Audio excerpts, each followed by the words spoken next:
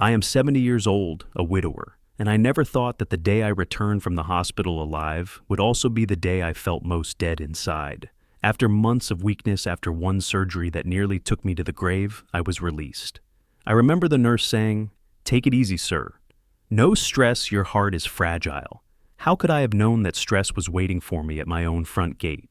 The cab driver helped me carry my small bag, the one with my medicine bottles clinking inside, and I kept thinking of only one thing home. Not the sterile smell of disinfectant, not the white walls of the ward, not the taste of hospital food.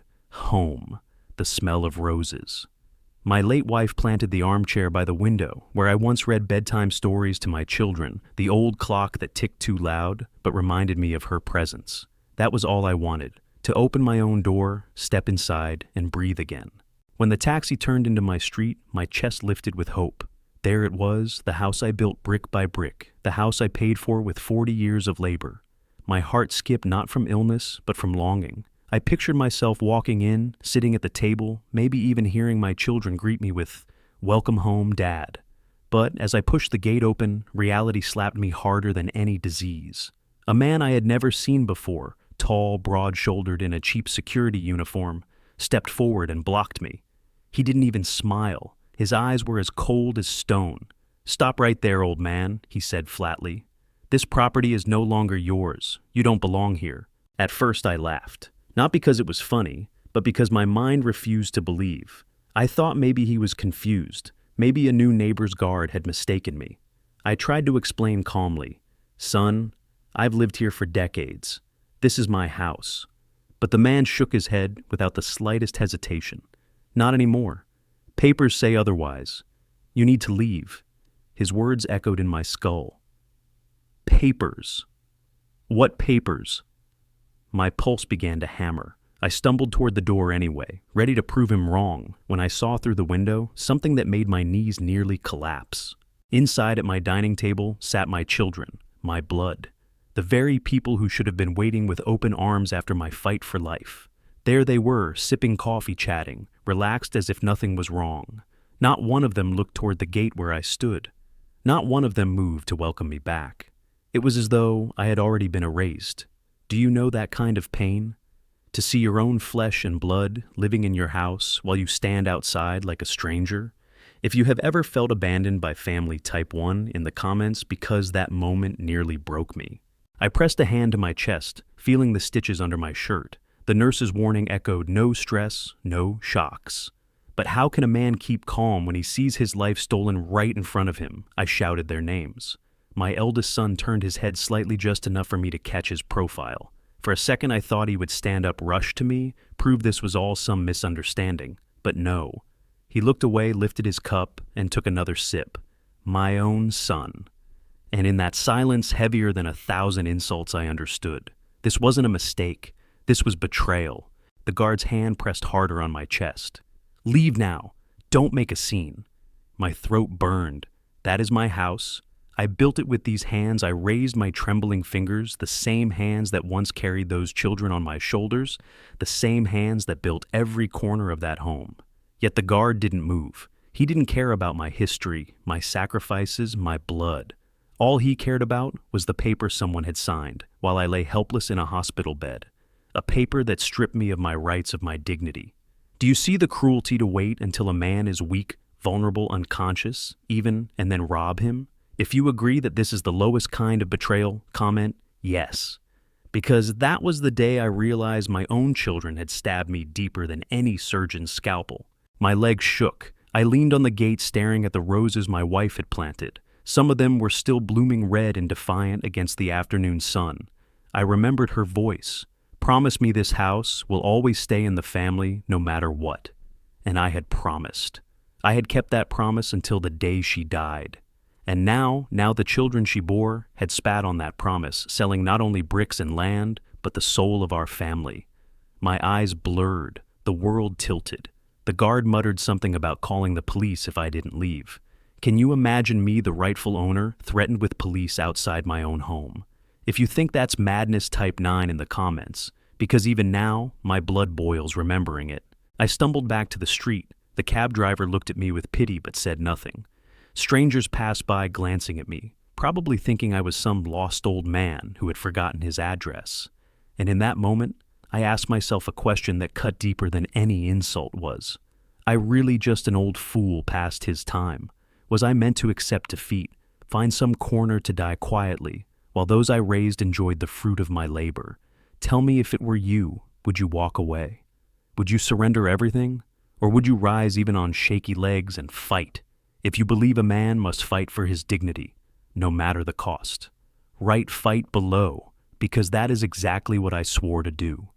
I swore on my wife's roses, on every drop of sweat I had poured into that land, that I would not die a beggar outside my own gate. I would take back everything, and this is the story of how I did it. Before the betrayal, before the sting of standing outside my own gate, there was a time when that house was my fortress of love. I still remember the day my wife and I first walked through its door. It wasn't much then, just 4 plain walls, a creaking floor, and a roof that leaked when the monsoon came. But she looked at it with eyes full of dreams and said, "We'll make it ours." And we did. Brick by brick, paycheck by paycheck. Sacrifice after sacrifice, we built not just a house, but a home where every corner carried a memory. My children were born there. Their first cries echoed against those walls. I painted their rooms myself, blue for my son, yellow for my daughter, even though the paint was cheap and the brushes old. I planted the first tree in the yard with my own hands, the one that grew tall and shaded us every summer. That house was more than property. It was the vessel of our family's soul. My wife, God rest her soul, poured her entire being into that home.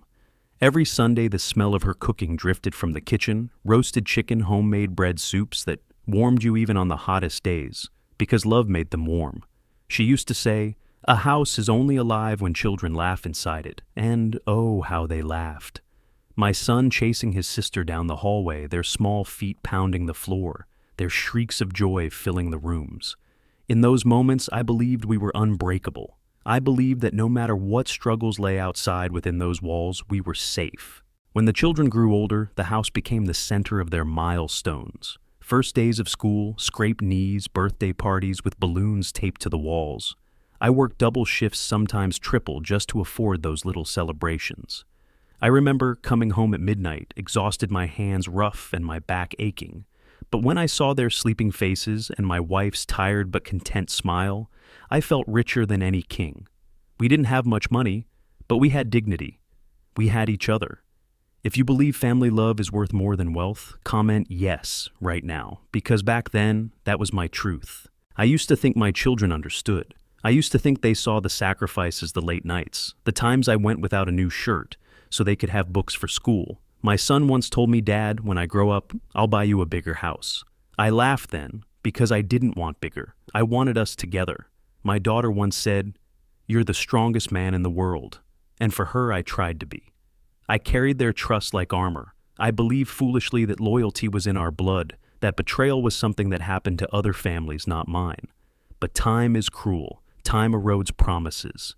And sometimes greed can rot even the deepest roots. When my wife died, that house became my anchor. The day we buried her, I returned home, alone sat in the kitchen, and felt the silence like a weight on my chest. But my children were there. They hugged me, cried with me, promised to keep her memory alive. I clung to them then. I told myself, as long as they are here, I am not alone. Every corner of that house still whispered her presence. The roses she planted bloomed every spring, as if reminding me of her gentle hands. I watered them faithfully because it felt like watering her memory. That house was my church, my sanctuary. Selling it, abandoning it, never even crossed my mind. And I trusted my children felt the same. For years after her death, the house remained the heart of our gatherings. Christmas dinners with the table too full of food, birthdays with laughter echoing down the hall, grandchildren running around with sticky hands and wide smiles. I thought naively that the foundation of family was still intact. I thought I had done my job as a father, but looking back now, I wonder if I mistook their presence for loyalty. Did they come out of love or convenience?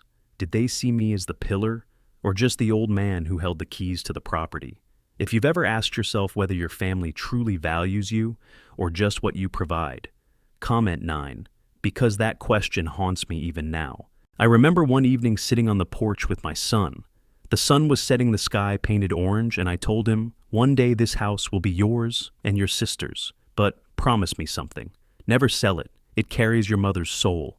He nodded. He said, "Of course, Dad. We'd never sell." I believed him. I let that promise soothe me in the nights when loneliness gnawed at me. And that is why, standing at the gate after the hospital, seeing strangers patrol my yard, the pain was not only betrayal, it was the shattering of a vow made to a dead woman. A vow broken by the very children who swore to honor her. There were warning signs, though I ignored them. Times when my son spoke casually about property values rising, about how our neighborhood was becoming prime real estate.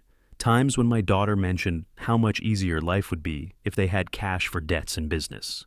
I brushed it off, thinking they were only talking, not plotting. I told myself they would never. I closed my eyes to the little cracks because I didn't want to imagine my own blood capable of such greed. That blindness was my mistake, and I paid for it at the gate.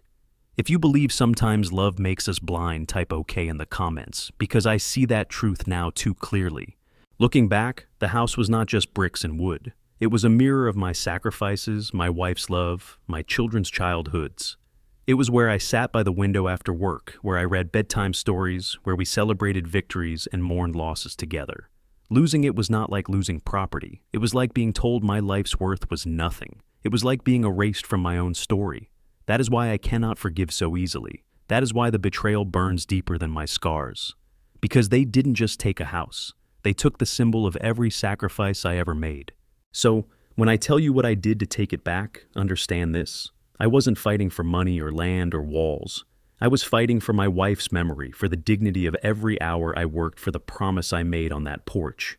I was fighting not to die as a discarded old man, but to stand tall once more as a father, as a husband, as the rightful owner of my own life.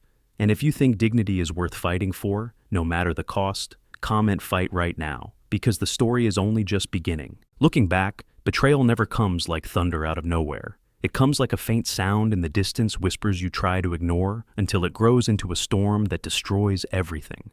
Before I landed in the hospital, there were moments, small, almost invisible, that should have warned me. But love is a strange blindness. You see the signs, but you turn your head away because believing the worst of your own blood is a poison too bitter to drink. It started with conversations that seemed harmless. My son would sit across from me at the table, swirling his coffee, and talk about how property values in our neighborhood had risen. "Dad, do you realize people would pay a fortune for this place? You're sitting on gold." I laughed, brushing it aside, saying, "Son, this is not gold. This is home. Gold you spend, but a home you keep." He smiled, but there was something behind his eyes, a sharpness, a hunger that unsettled me for a moment. My daughter, too. She began speaking about debts, about how hard life was, how much easier everything would be if money came quickly. "Dad," she once whispered almost guiltily, "just imagine selling the house and splitting it. You'd have money to travel, to rest, to live comfortably." I remember my chest tightening, not from my weak heart, but from something darker. Still, I told myself, they don't mean it. They're just talking. If you have ever ignored words you should have taken seriously, comment "yes," because that's exactly what I did. Then came the papers. One evening, my son brought me a folder. "Dad, these are just routine documents. Insurance, hospital forms, you know how it is. Just sign here so we can handle things for you." He slid the pen across the table like it was nothing. My fingers hovered over the page. I squinted at the words, but the letters blurred. My eyes weren't what they used to be, and my trust was still strong. He leaned closer, smiling too easily. "It's just formalities, Dad. We'll take care of everything." My heart told me to hesitate, but my love told me to sign, and I did. A shaky signature, trusting that my son, my blood, would never trick me. How wrong I was. Tell me, would you have signed too? Or would you have questioned if you think I was a fool type 1 now because I see it myself? My daughter's visits grew colder. She used to come with warmth, hugs, and stories. But slowly she came with questions about where I kept my documents, about the safe in my room, about the deeds to the land.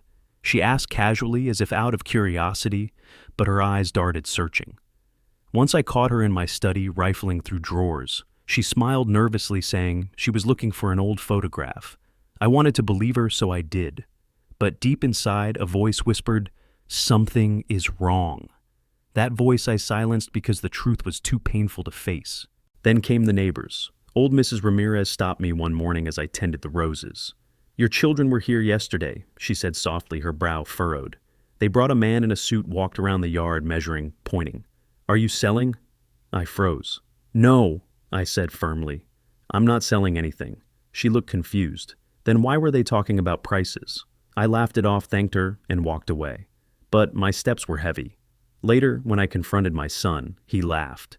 "Dad, we're just exploring options. Don't worry so much." And because I wanted peace, because I wanted to believe, I let it slide. If you've ever ignored your neighbor's warning, only to regret it, later comment. Equate Ponzi 9, because I know I should have listened. Even their tone toward me shifted. Once my word was law in the family. They respected my opinion, asked for my advice.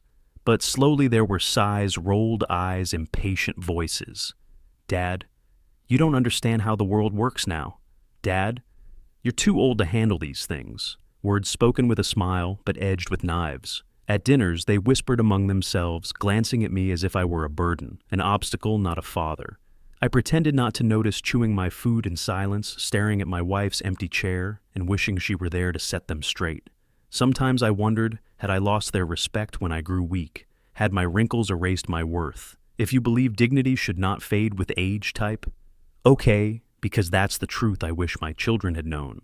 The final red flag came just before my surgery. I was weak, preparing for the hospital stay, packing my bag with trembling hands.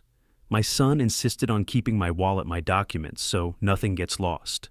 He spoke gently with concern, but his grip on the folder was tight, too tight. My daughter kissed my cheek, but her eyes were already elsewhere, calculating, distracted. I told myself, they're just nervous about my operation. But deep inside, I felt the tremor of something darker. And still, I turned away from it because facing it meant facing the unthinkable, that my own children could betray me. Those were the cracks in the wall, the whispers before the storm. I ignored them, and that ignorance cost me my home, my dignity, my peace. Looking back, I wonder, did they see my weakness and plan it all along?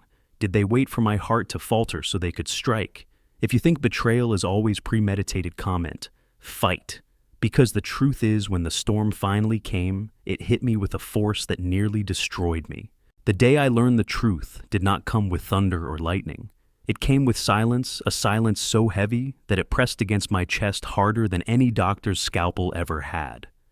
I had just returned from my follow-up appointment, my stitches aching, my body fragile. The walk from the bus stop to my street was slow every step, a reminder that I was still alive, though weaker than I once was. I turned the corner, and there in front of my house stood a sign, a simple, cruel wooden post planted into the ground with bold black letters, "Property under new ownership. Trespassers will be prosecuted." For a moment, my legs gave out and I clutched the iron fence to keep from falling. My own gate, the gate I had painted with my wife 30 years ago, was now locked with a brand new chain. My neighbor, old Ramirez, came hurrying from across the street. His face was pale, his voice low, as if ashamed. "They did it, senor. While you were in the hospital, your children signed the deed over. The papers went through last week. It's official. The house is no longer in your name." I felt the blood drain from my face. "Impossible," I whispered. "I never agreed. I never signed." But even as I said it, my mind raced back to that folder my son had given me, the one I signed with trembling hands. My signature, my trust, had been turned into a weapon against me. Tell me, if you saw your life erased with one stroke of a pen, would you collapse or would you fight? Comment yes if you feel the weight of that betrayal. I staggered back, heart pounding against my ribs, each beat like a drum of rage. I made my way to the city records office the next day. The clerk, a young man with no memory of struggle, slid the file across the counter with indifference. "Yes, sir, here it is. The property at 1247 Maple Avenue is now under the ownership of..." He paused, glancing at the page. "Your son and daughter, equal shares. The transfer was signed and notarized 2 weeks ago." He pushed the paper toward me. I looked down, and there it was, in black and white, my name scratched out, theirs, written bold and final. And below my own shaky signature, the one I had given without reading, without knowing. I wanted to scream, to tear the paper apart, but my voice came out as a hoarse whisper. "How could they?" My hand trembled as I touched the page, as if it were a gravestone marking the death of everything I had built. Comment 1. If you think I should have read those papers, because I know now my blindness cost me everything." The clerk, uninterested, shrugged. "If you feel there was fraud, sir, you'll need a lawyer. But the documents are valid." Valid. That word struck me harder than any betrayal. Valid because the law saw only ink, not blood. Valid because the world did not care that those were my children, that trust had been weaponized. I walked out of that office feeling smaller than I ever had, as if the city itself had turned its back on me. That night, I couldn't sleep. I sat at a cheap motel, staring at the cracked ceiling, my wife's photograph trembling in my hands. Maria. I whispered into the darkness, "They sold our life. They turned our love into paper and erased it." I wept quietly, not for myself, but for her memory, for the roses we planted, for the laughter that house once held. And yet beneath the grief, something else began to stir. Rage, yes, but also clarity. Betrayal cuts, but it also opens your eyes. 2 days later, I returned to the house. I wanted to see if maybe my children would face me. The gate was locked again, but through the window I saw them. My son sitting comfortably with his shoes on my table. My daughter sipping wine in my wife's favorite chair. They were laughing while I stood outside like a stranger. My fists clenched so tight my nails cut into my palms. I knocked once, twice. Finally, my son came to the door. His smile was not the smile of a son. It was the smile of a man who thinks he has already won. "Dad," he said softly, "it's better this way. You can't handle the house anymore. We'll take care of it. You should rest." Rest, I spat the word like venom. "You've stolen from me."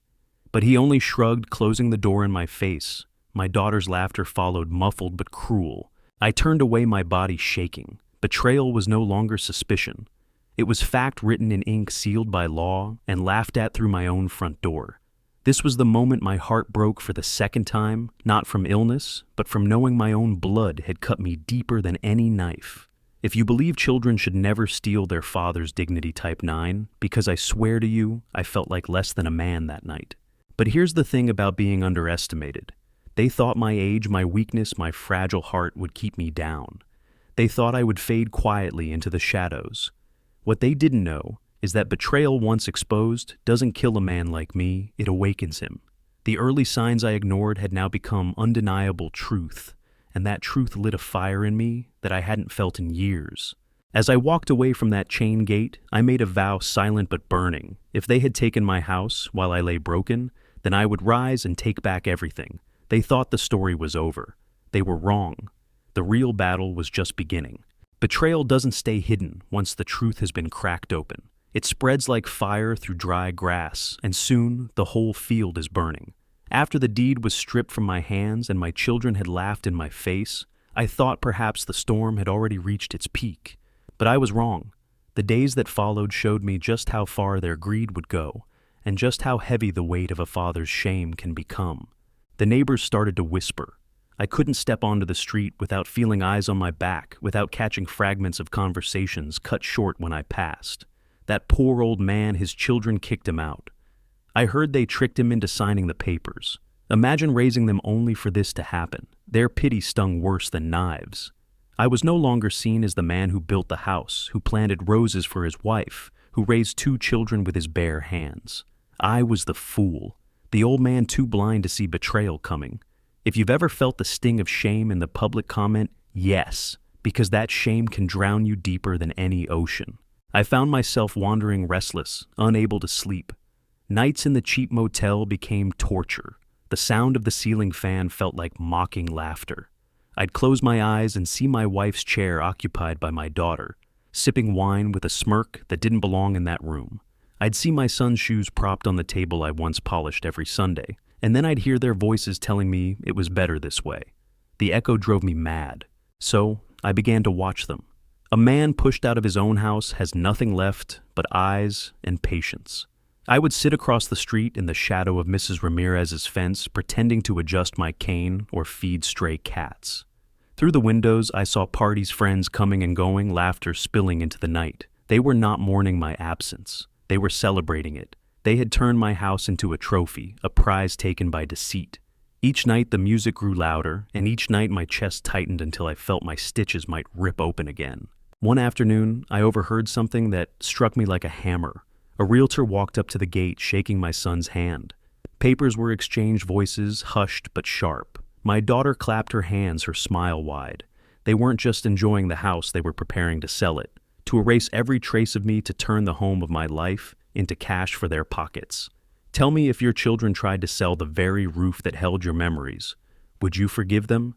If you think forgiveness has limits, type no, because I swear my patience ended in that moment. The next day I went to confront them directly. I knocked hard on the door, harder than my body should have allowed. My son opened, irritation written across his face. "Dad, what are you doing here again? You don't live here anymore." His words sliced me open. "Don't live here. This is my house. Your mother's house. You were born in this house.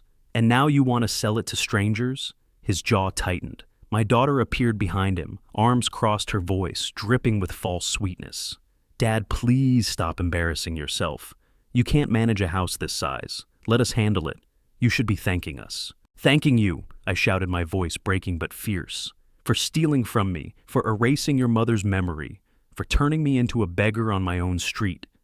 My daughter rolled her eyes. My son whispered harshly, "Calm down before the neighbors hear." But the neighbors already had. Curtains shifted, doors cracked open. The street was watching, and I felt their pity like fire on my skin. That night, I walked until my legs nearly gave out. In the park beneath a flickering streetlight, I collapsed on a bench. My heart thudded painfully, not from surgery, but from rage. And that was when a stranger sat beside me, an older man with tired eyes, a lawyer, he said. He had overheard my shouting earlier. "I know your pain," he told me softly. "My brother cheated me once, and I nearly lost everything.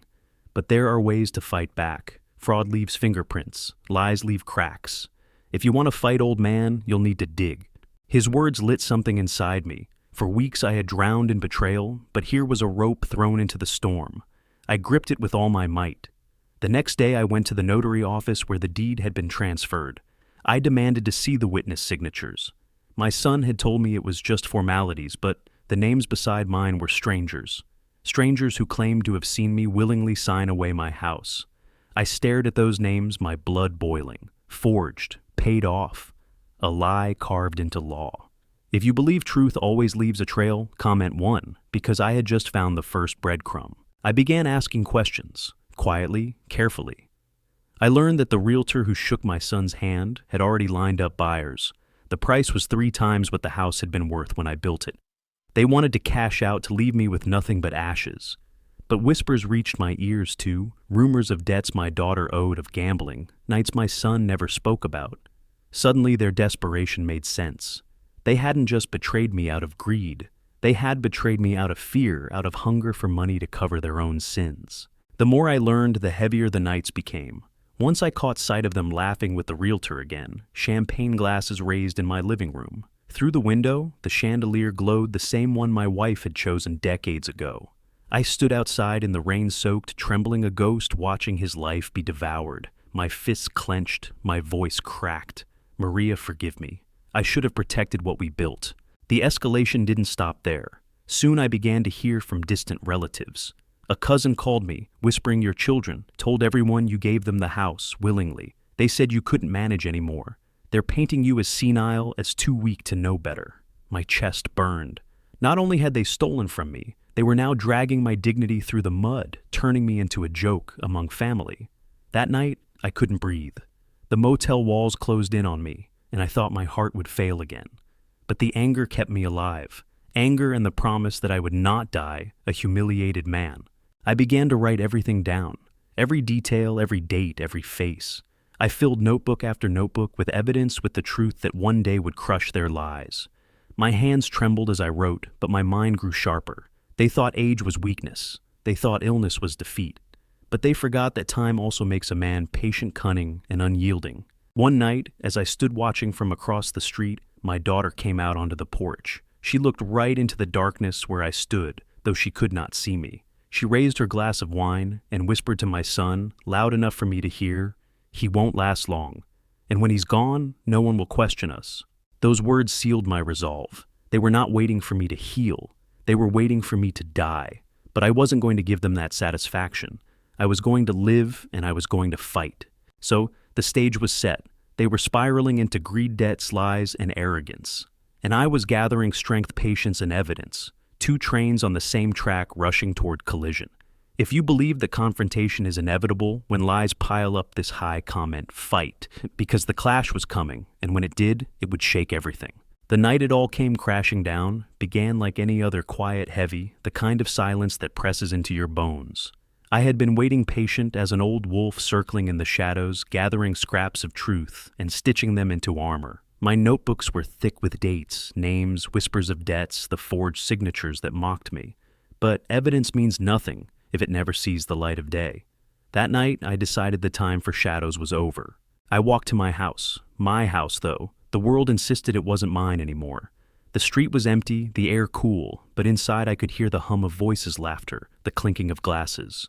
They were celebrating. Perhaps another meeting with the realtor, another step toward erasing me completely.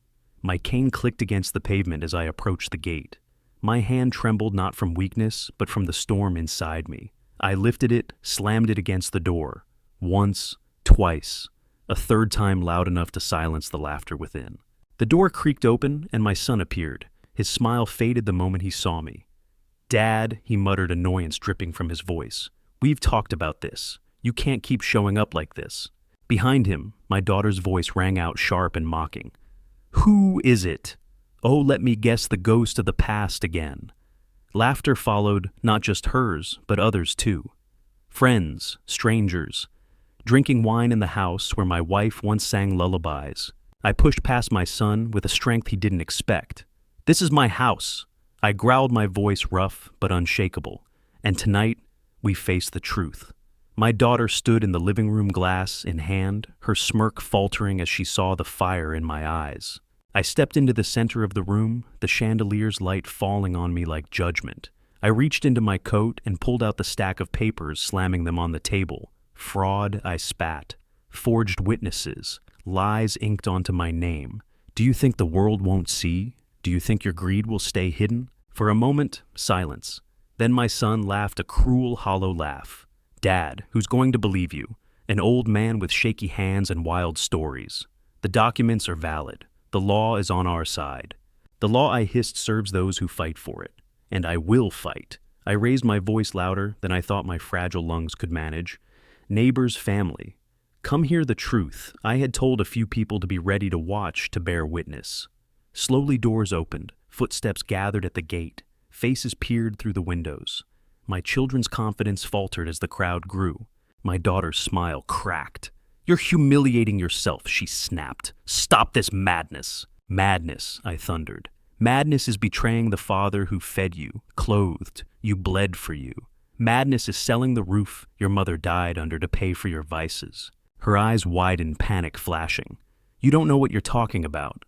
But I did. I pulled another paper from my coat at records of debts, proof of loans unpaid, gambling nights whispered about in back alleys.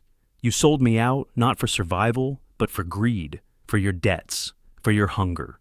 Gasps rippled through the onlookers. My son's face went pale, his hands curling into fists. "Enough," he shouted.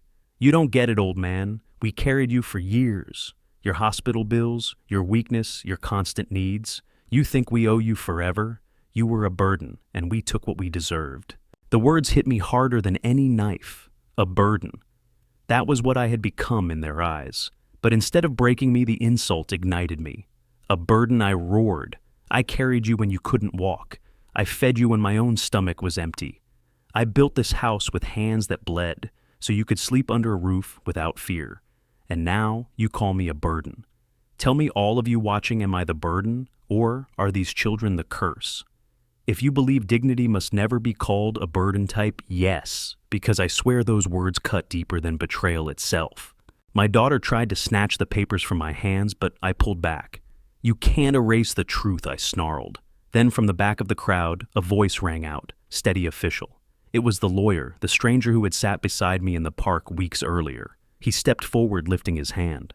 "These documents," he said loudly, "show evidence of fraud. Witnesses who do not exist.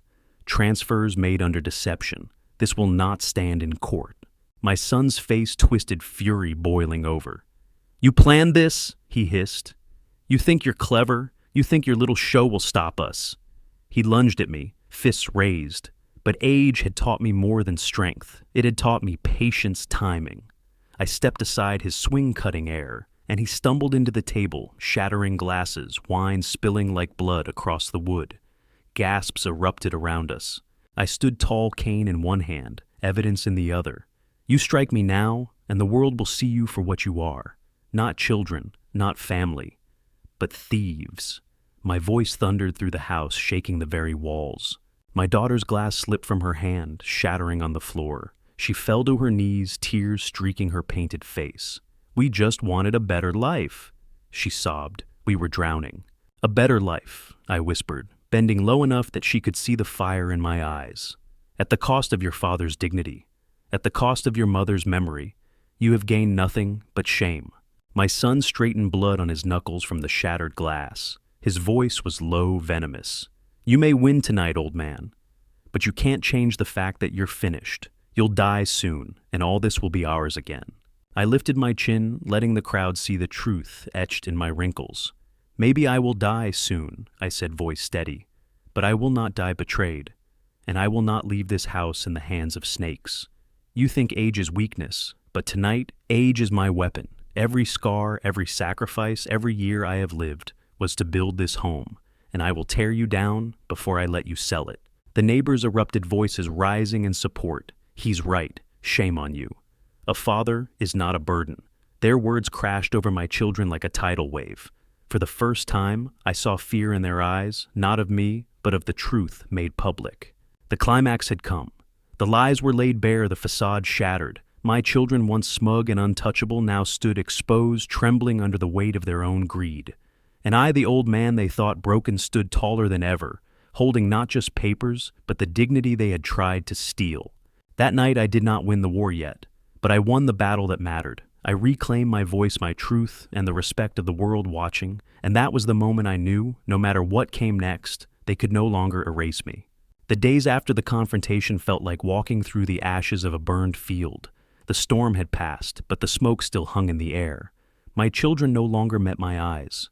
Neighbors who once pitied me now nodded with respect when I walked by.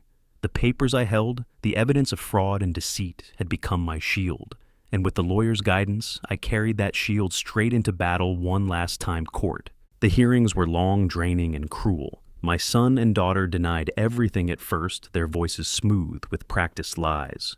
They painted me as senile, confused, unfit to handle my own affairs. They waved my shaky signature as proof of my consent. For hours I listened, as the children I once raised twisted my image into something pitiful, a shadow of the man I was. But when it was my turn to speak, I rose slowly, leaning on my cane, and let my voice cut through the silence. I may be old, I said, and I may be weak, but I am not blind. I built that house with these hands. I raised those children with every drop of strength I had, and I did not give it away. I was tricked, deceived, betrayed. They say I am too weak to hold a house. But tell me, if a man cannot keep the roof that sheltered his family, what dignity is left to him? My words trembled, but they carried weight. I saw heads nodding in the courtroom. The lawyer laid out the proof, witnesses who did not exist, forged signatures, debts hidden in shadows. Piece by piece, their facade cracked until there was nothing left but the truth. My son's arrogance melted into rage. My daughter's tears stained the stand as she admitted she had known about the debts all along. By the end, the judge's gavel fell like thunder. The property is to be returned to its rightful owner. Fraudulent transfers are hereby void. I closed my eyes and felt the weight lift, not just from my shoulders, but from my soul. Justice had spoken. My house, my wife's roses, my legacy, they were mine again. If you believe justice always finds its way, no matter how long, type yes in the comments, because that day proved it true for me. But victory is never without scars. My son stormed out of the courtroom, his eyes burning with hatred, not remorse. My daughter collapsed into her chair, sobbing not for what she had done, but for what she had lost. They faced debt's humiliation, the cold stares of neighbors who once envied them. And I walked out leaning on my cane, my body frail but my spirit unbroken. I did not gloat. I did not celebrate. Because in truth, there is no joy in defeating your own blood. There is only the hollow echo of what family was meant to be. The The first night I returned to my house, I stood at the gate for a long time. The chain was gone. The roses still bloomed red and defiant as if waiting for me. I opened the door and stepped inside. The air smelled the same wood dust memory. I sat in my wife's chair, the one my daughter had once stained with her laughter, and I whispered into the silence, "Maria, it's ours again." I kept my promise. My tears fell freely, then not of sorrow, but of release. Since that day I live quietly. I water the roses every morning. I sit by the window and let the sun warm my face. I hear the whispers of neighbors, still some of pity, some of admiration, but none of that matters. What matters is that I am not erased. What matters is that I held on to my dignity when even my own children tried to strip it away. Sometimes people ask me if I forgave them. I smile sadly. Forgiveness is a heavy word. I cannot carry it yet. Perhaps one day when the hurt fades, I will find it in my heart. But not today. Today I live with the truth, and the truth is enough. If you are listening to my story, I ask you this. What would you have done? Would you have walked away, let betrayal bury you? Or would you have stood even on shaky legs to fight for your dignity? If you would fight, type, "fight below." If you believe no parent should ever be treated as a burden, type 9. And if you know in your heart that dignity is worth more than gold, then share this story. Because somewhere out there, another old man or woman is standing outside their own gate wondering if they still matter. Let them know they are not alone. This is my confession. This is my fight. They took my house while I was in the hospital, but I took back everything. And no matter how old I grow, no matter how weak my body becomes, I will never again let anyone steal my dignity.